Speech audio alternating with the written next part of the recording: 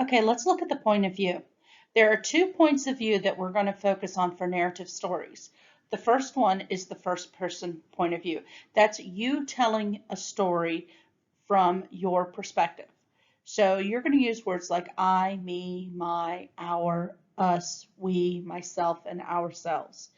This is your story that you're telling, whether it's fiction or nonfiction, where you are the main character and you're having to tell the story as if you're experiencing it. So in The Miraculous Adventures of Edward Tulane, we see a lot from his point of view. It's his story. Third person point of view is the narrator tells the story of another person or group of people. The narrator may be far removed from or not involved in the story, or he or she may be a supporting character supplying narration for a hero. Okay, we can see this in the BFG.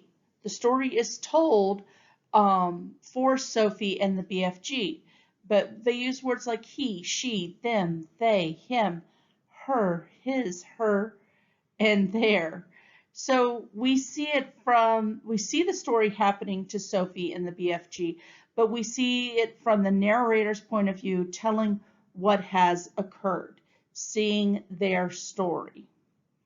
Okay, let's go to the next slide. All right, so let's look at this example. At dawn, May Tuck set out on her horse for the wood at the edge of the village of Tree Gap. She was going there, and she did once every 10 years, to meet her two sons, Miles and Jesse, and she was feeling at ease. At noontime, Winnie Foster, whose family owned the Tree Gap Wood, lost her patience at last, and decided to think about running away. Along about that time, May rounded the curve on her horse. Okay, so we see that this is a third person point of view.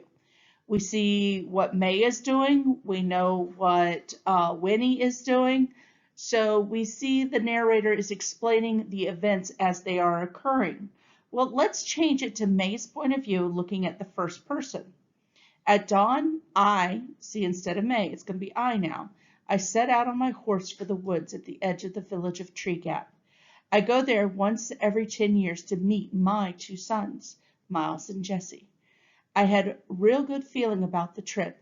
When I rounded the curve on my horse, it was about noon time, I saw Winnie Foster, whose family owned the Tree Gap Wood. I asked, "Hey, Winnie, what are you doing out here?"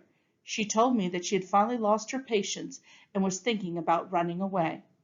So now the story is from May Tuck's point of view. So we didn't have the detail that the original author had given us that Winnie had lost her patience. And so instead it had to be brought about through dialogue. So one of the things that we're going to see in first person as well as third person, dialogue is going to help us get insight on whether we have that from our perspective or from the whole perspective. So dialogue is going to be very important in establishing the point of view. Okay, let's go to the next page. You're going to try now. Here's a new story. Leslie sat in front of Paul. She had two long brown pigtails that reached all the way down to her waist. Paul saw those pigtails, and a terrible urge came over him. He wanted to pull a pigtail.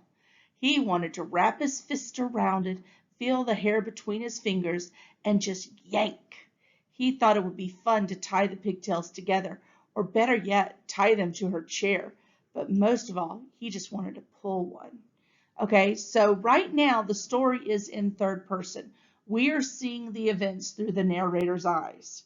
What I want you to do is to change it to first person. You are now Paul. You're going to look at this from his point of view.